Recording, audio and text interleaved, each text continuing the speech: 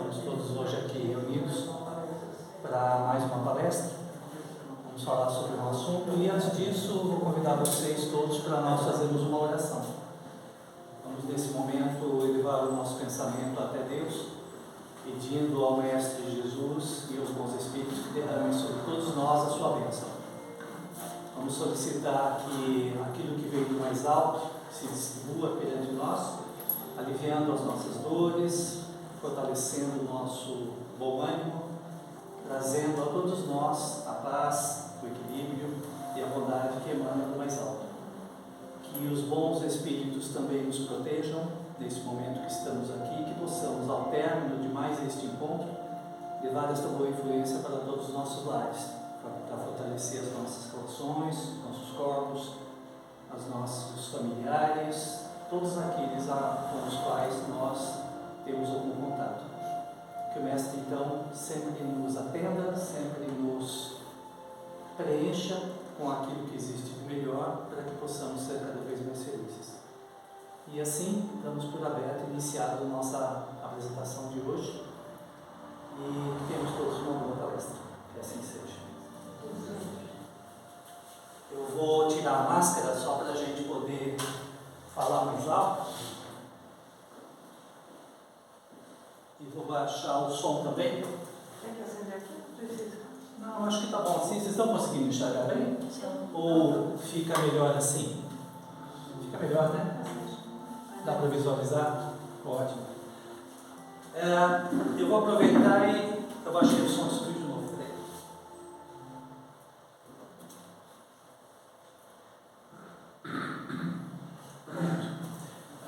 Outro dia desse nós estávamos durante um trabalho e o som aumentou sozinho, aí as pessoas ficam até preocupadas, né? Mas esse aparelho ele faz isso, ele dá umas osciladas. O nosso assunto de hoje tem muito a ver com a palestra da semana passada, da quarta-feira. Na quarta-feira nós tivemos uma convidada que falou sobre a questão da morte, falou sobre a questão da morte na visão espírita, e nós estávamos conversando sobre isso logo depois. E surgiu uma ideia de nós trazermos o conceito de morte, falar um pouquinho sobre a questão da morte, mas agora não mais na visão espírita, mas na visão de autoras não espíritas. Porque é importante a gente pensar que a verdade, ela se espalha por toda a humanidade. E nós temos que buscar identificar onde estão falando sobre determinados assuntos com propriedade, para que a gente possa trazer também para discussão na Casa Espírita. E a gente percebe o quanto tem de publicações interessantes, de quantas autoras e autores tem que falam sobre a questão da morte de uma forma muito parecida com os preceitos cristãos. Então muita gente fala assim, bom, dentro da religião é que se discute morte. Eu diria mais, eu diria que é na vida humana que se discute a morte. E essa discussão da morte, ela permeia por todos os cantos, por todos os lugares, independente da questão religiosa, independente da questão ideológica, inclusive independente das crenças. E estas autoras que eu trouxe aqui, eu fiz uma pequena coletânea de apenas 3, eu peguei assuntos que elas trazem para discutir a questão da morte, da vida, né, do ato de morrer, na visão técnica delas, mas que de nada é contrário aos preceitos religiosos, sejam do cristianismo, sejam das outras religiões, sejam até do próprio espiritismo. A diferença básica entre a doutrina espírita e as demais doutrinas é que nós cremos fortemente na continuidade. E os autores, por falta de divulgação, por falta de discussão, por falta de conhecimento, muitas vezes analisam a vida e a morte como sendo conceitos que ocorrem durante a existência nossa neste planeta. Então a vida e a morte para a ciência é aquilo que começa com o nosso nascimento e termina com o sepultamento. Nós acreditamos nessa continuidade, nós acreditamos no pós, mas analisar o que as pessoas pensam do momento até chegar próximo disso é interessante e faz com que a gente perceba o quanto tem de opinião positiva mesmo fora do campo religioso. Então são 3 autoras que merecem ser estudadas, merecem ser lidas, e exatamente o que elas trazem para a gente? Elas trazem uma visão complementar. E isso que é importante na religião, né? Quando a gente analisa uma história religiosa, a gente analisa uma filosofia, analisamos uma doutrina, Essa doutrina ela se complementa através dos estudos, através da ciência, através da boa prática, que é isso que esses autores trazem. Então eu trouxe 3 citações que merecem ser entendidas e lidas. A primeira delas é esta médica aqui, a Ana Cláudia. Ela publicou um livro, que é esse livro que é um texto muito interessante. O nome do livro é A Morte é um Dia que Vale a Pena Viver. Essa profissional, você vê essa foto dela aí, ela está na Santa Casa de São Paulo, né, trabalhando lá. Aqueles arcos ali por trás são da Santa Casa de São Paulo. É uma autora que lida e trata com a finitude, ou seja, ela cuida de pacientes que passam pelo processo de morte, mas diferente daquilo que a gente está acostumado a ver quando as pessoas vão para os hospitais, né? Porque normalmente o que a gente tem? Né? A gente está vivendo a nossa vida, de repente a doença nos acomete, de repente sofremos alguma situação ruim, algum trauma, alguma doença grave, vamos para o hospital, somos atendidos, lá as equipes fazem o possível e o impossível para restabelecer a nossa saúde, não conseguem e a gente morre, né? O nosso corpo morre, a gente desencarna. Esta autora, vivenciando isso inúmeras vezes seguidas, ela começou a pensar um pouco diferente e ela começou a se antecipar a o que ia acontecer com isso. Então ela faz esse livro em que trata a morte como um dia que vale a pena viver, ou seja, que a gente dê significado à vida até o dia da nossa morte. E essa autora, ela traz, né, a experiência dela de vida, porque ela sendo médica, ela trabalha com os chamados cuidados do fim da vida, que são aquelas situações em que ninguém quer trabalhar. E é muito interessante que todas as pessoas que leram o livro dela, que não são religiosas, questionaram, mas por que fazer um livro que trata sobre a questão da morte? Afinal de contas, a gente está vivendo, e por que pensar na morte, né? E ela traz para a gente uma resposta muito interessante, porque ela percebeu que a maioria das pessoas não gosta de falar sobre a questão da morte, mesmo sabendo que isso é uma realidade. Ou seja, nenhum de nós entende como sendo uma situação impossível, mas sim como sendo uma situação possível. Todos nós vamos passar por esse momento. Um dia nós vamos atingir essa situação. E ela pensa que, tendo isso feito, ela começou a meditar, e a meditar muito sobre a questão da morte, mas sempre pensando no seguinte: como é que eu penso a vida e como é que eu penso a morte? Ela faz uma abordagem no livro de uma forma continuada, ou seja, viver e morre, para se morrer bem, vive-se bem. E o contrário também é verdadeiro. Quando se morre mal, geralmente se viveu mal. Ela faz que a consciência nossa dessa finitude, ou seja, aquele momento que a gente vai passar pelo momento do desencarne, na concepção espírita, ou no momento do fim daquele ciclo de vida para as demais religiões, fazem com que esse momento seja muito angustiante, se nós não estivermos, ou a pessoa que está à nossa frente não estiver desperta ou levemente preparada para esse momento. Ou seja, mesmo aquela situação em que há sofrimento, existe uma perspectiva que a gente pode ver como viver essa vida.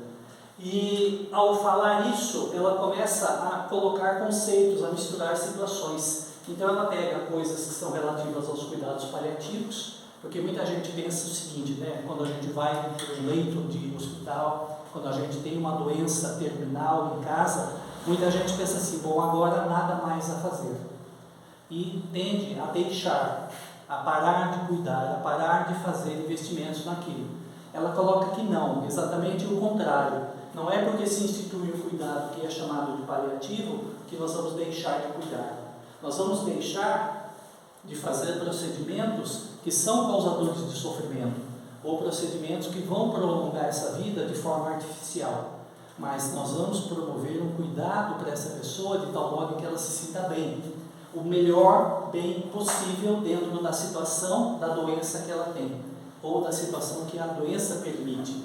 E aí ela focaliza isso como sendo o quê? Todo o cuidado que se deve ter agora com os doentes tem que ser centrado na pessoa que está, em função do quê? Do sofrimento que esse momento pode acarretar, em função inclusive até dessa percepção que o próprio ser vivente tem de que o seu momento está chegando. E ela observa isso, ela relata isso no livro, ela diz que a maioria, grande maioria das pessoas de quem ela cuida, que são muitas pessoas que passam por esse processo de finitude, né, estão enquadrados num atendimento voltado para essa finitude, que eles têm consciência, eles sabem, eles têm crítica a respeito disso, eles sabem que a vela deles está apagando, eles sabem que eles não têm muito tempo, eles têm essa percepção.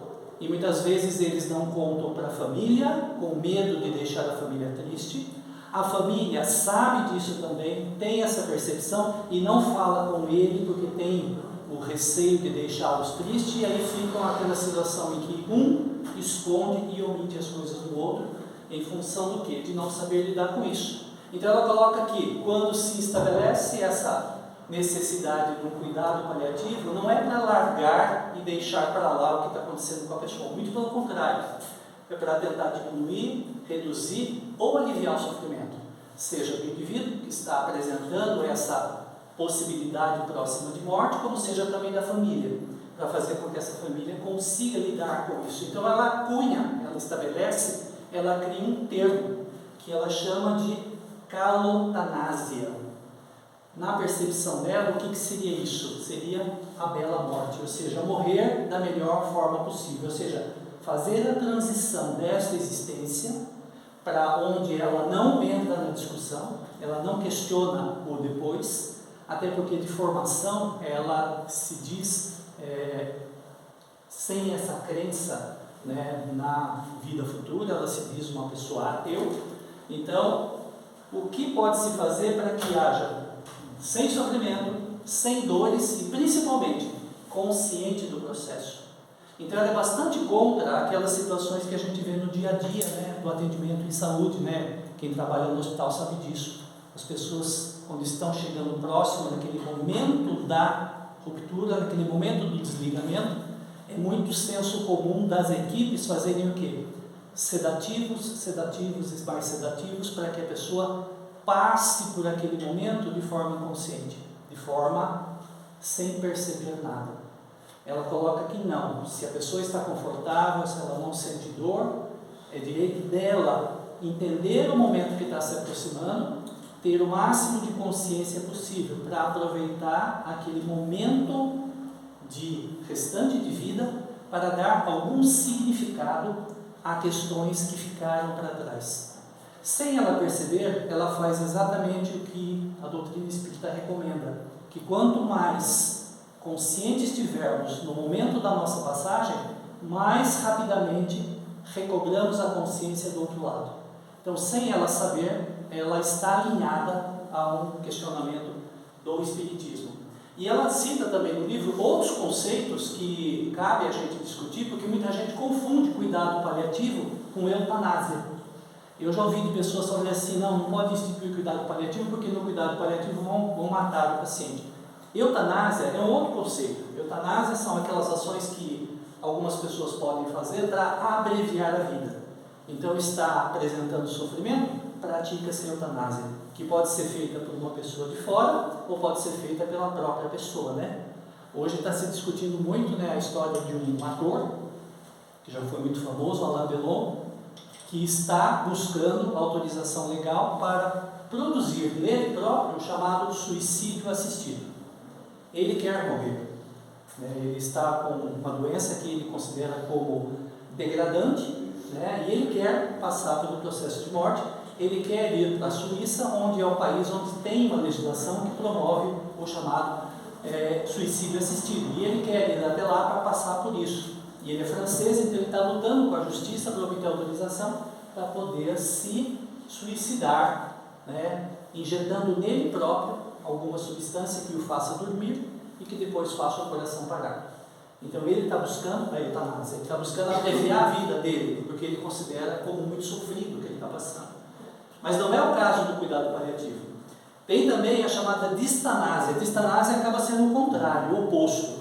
Muitas vezes é aquilo que a gente faz, eu digo a gente, eu estou dizendo pessoas que trabalham em hospital, que é o que a gente acaba fazendo em hospital. A pessoa vem e são colocados equipamentos, medicamentos, utensílios, drogas, tecnologia, de tal modo que essa pessoa fique viva e fique ali com o coração batendo e fique. e não se desconecte. Então tem casos muito tristes que a gente encontra, pessoas que estão há dias, semanas, meses recebendo esse tipo de aporte tecnológico, essas máquinas que fazem com que ele se mantenha vivo numa situação completamente artificial. Então isso também é um lado oposto da eutanásia. Isso prolonga a vida por meio de aparelhos e medicamentos, mas sem a possibilidade de cura ou sem a possibilidade terapêutica. E tem a ortotanásia, que esse é o que, se a gente pudesse escolher, a gente deveria desejar. O mais desejável, ou seja, nós passarmos pela morte de uma forma suave, sem sofrimento. Ou seja, morrer de um jeito que fosse tranquilo, indolor, confortável, com a presença das pessoas que a gente gosta ao nosso lado, bem cuidado, bem quentinho, bem cuidadinho, bem limpinho, né? Que é o que todo mundo deseja. Então, ela coloca muito essa questão no livro, que a gente não tem que buscar viver mais ou viver menos, nós temos que buscar viver com significado, viver com plenitude, dentro daquilo que é possível. E ela relata histórias, ela conta uma história do avô dela, que o avô dela sempre falava sobre isso. É claro que ele não usava o termo correto, mas ele pedia sempre para Deus o que? Uma boa morte. E ela até questiona no livro que, infelizmente, ela não teve certeza se isso aconteceu. Por quê? Porque quando ele ficou doente, ele caiu na rede hospitalar, e aí dentro do hospital fizeram uma série de procedimentos que ela não sabe se isso foi bom para ele. Outro termo que ela usa, que a gente começa também a ver, né, na sociedade hoje atual, é chamado zumbi existencial, né? A gente encontra por aí pessoas que praticamente já morreram em vida, elas não têm mais o porquê viver, elas não têm mais presença nas suas próprias vidas, elas estão ausentes, elas não têm mais conexão consigo mesmas, elas não entendem o que está acontecendo com elas, nem com os outros, ou seja, não tem laço nenhum, e que essas pessoas vivem ou sobrevivem de uma forma completamente perdida, e esses zumbis, o que o aguarda basicamente esperar quando ele morrer fisicamente, porque são pessoas completamente desconectadas da sociedade. E ela fala que essa é uma característica do momento atual que a gente vive, né? A gente vive isso, né, quando a gente vê na televisão aquelas pessoas que ficam vagando sem rumo, né? Alguns dependentes ou pessoas em estado muito avançado de doença mental e que ficam vagando, perdidas, e você pergunta, e aí, o que é isso? Né? Ela também não sabe, ela não tem uma conexão com ninguém, nem com nada, nem com nenhuma coisa, e ele então é o chamado zumbi existencial. Isso ela fala também no livro. E ela cita como sendo esse tipo de pessoas que não estão vivas de fato, mesmo com o corpo funcionando bem. E ela considera isso como uma coisa terrível, ou seja, pessoas que enterraram as suas dimensões, agora emocional, familiar, social e espiritual. Então esse é um ponto interessante que a gente leva a pessoa a pensar no que é de fato morte, né? Se nós trazemos para a nossa reflexão o que é morte, para a maioria nossa, a morte é quando o corpo para de funcionar. E ao parar de funcionar, então nós morremos. Mas ela se antecipa, ela fala que não. Muita gente morreu já em vida, porque não tem mais conexões com a emoção, ou seja, ele não ama, ele não odeia, ele não sente raiva, ele não sente tristeza, ele não sente nada. Ele está vivendo um vazio emocional. Não tem conexão com ninguém de família, porque perdeu os laços, destruiu isso por meio da forma como se viveu, e a gente às vezes faz isso. Nós temos a capacidade de destruir a nossa correlação familiar, muitas vezes, e socialmente também eu não sirvo, ou seja, não serve para a vida que ele está vivendo, e nem espiritual, porque ele perdeu a fé, ele perdeu a esperança, ele perdeu a oportunidade de enxergar o mundo de uma forma diferente. Então essa autora fala sobre morte, sobre os questionamentos da morte, um pouco diferente do que a gente vê na literatura espírita, né, que sempre fala da morte como continuidade, o próximo passo a esta existência.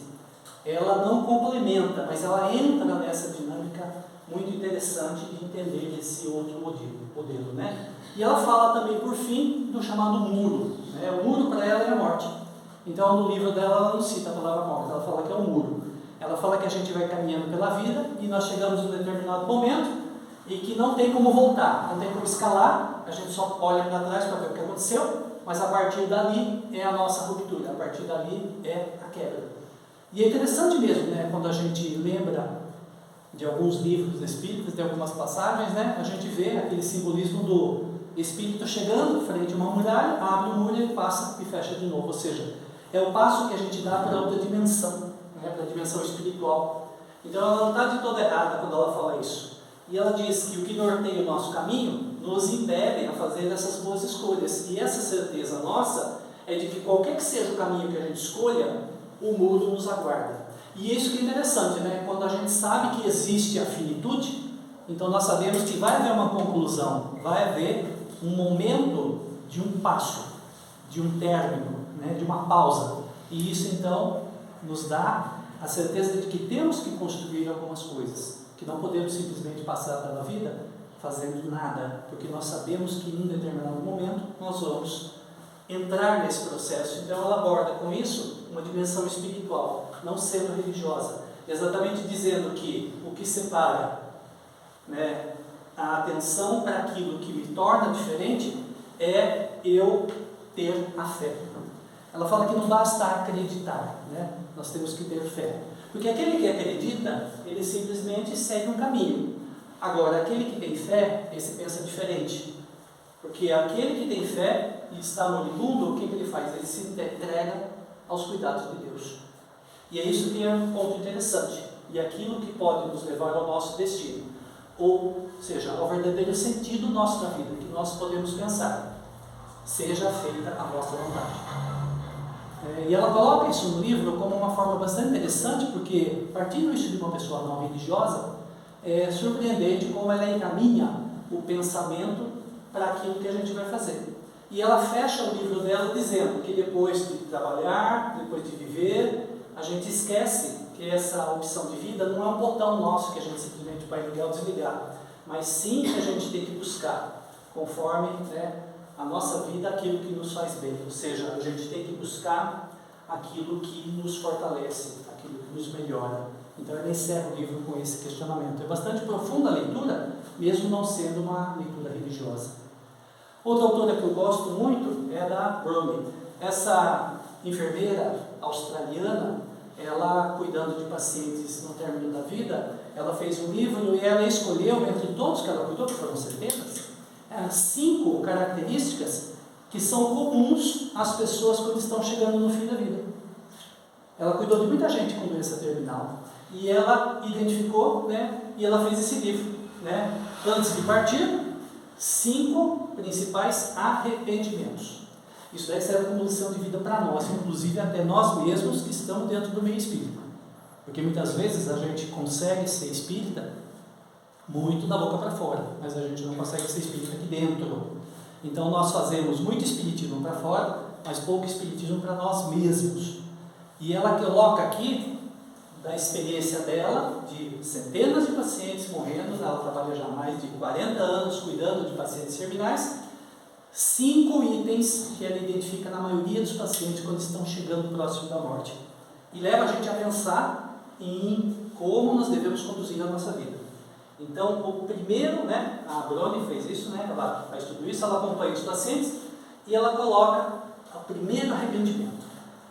E esse é o primeiro que ela cita no livro, que as pessoas falaram para ela, muitos, eu queria ter aproveitado a vida do meu jeito e não da forma como os outros queriam que eu fizesse. Olha que interessante, né? A gente passa a vida e a gente não consegue fazer o que a gente quer, porque a gente está ligado a coisas dos outros. Ela falou que esse é o arrependimento mais comum em todos os que estão para morrer. Que eles falam, olha, eu me arrependo de não ter aproveitado a vida do meu jeito, mas fazer as coisas que os outros queriam que eu fizesse. Quando as pessoas percebem que a vida chega perto do fim, aí fica fácil ver o quantos sonhos deixaram para trás. Então a saúde, né, quando ela traz liberdade, poucos percebem que a possuem, até perder. Então a gente vê que é arrependimento interessante esse, né? Isso serve como lição de vida para a gente. Será que eu estou sendo honesto comigo mesmo? Eu estou levando a minha vida do jeito que eu quero? Ou eu estou levando a vida do jeito que os outros querem que eu leve? Isso é para a gente pensar quando a gente encosta a cabeça no travesseiro. Será que eu estou vivendo honestamente comigo? Ou estou vivendo uma aparência para mostrar para os outros? Esse é o primeiro arrependimento, que quando chega perto da morte as pessoas falam, Ó, eu me arrependi, por quê? Porque eu vivi a minha vida inteira fazendo o que os outros queriam, mas eu não fiz o que eu queria fazer.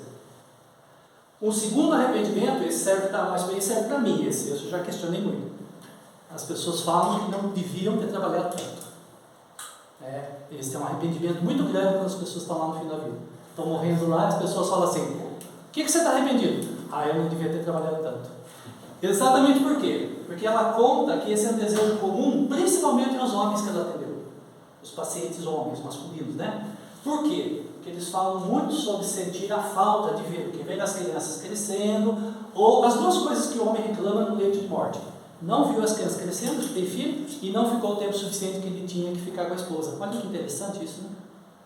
São os dois grandes arrependimentos dos homens que trabalham muito. E por que isso? Ela fala que isso não quer dizer que as mulheres não têm essa mesma queixa, mas é que a população que ela atende são de pacientes idosas. Então, são mulheres que não trabalhavam para cuidar da casa, mas sim eram mais donas de casa. Isso, que são pessoas que ela cuida na faixa dos 90, 100 anos para cima, Então, por isso que, se a gente fizer essa mesma pergunta daqui a 20, 30 anos, é claro que a resposta vai mudar, Por causa da mudança social da mulher no trabalho. Mas, olha que coisa interessante isso, A segunda queixa, o segundo arrependimento que o paciente fala: eu queria ter trabalhado tanto, eu queria ter tido mais tempo livre, Para quê? Para acompanhar as crianças crescendo, para me divertir mais, E para ver, ficar mais na companhia da pessoa que eu gostava, A terceiro arrependimento que as pessoas têm: eu queria ter falado mais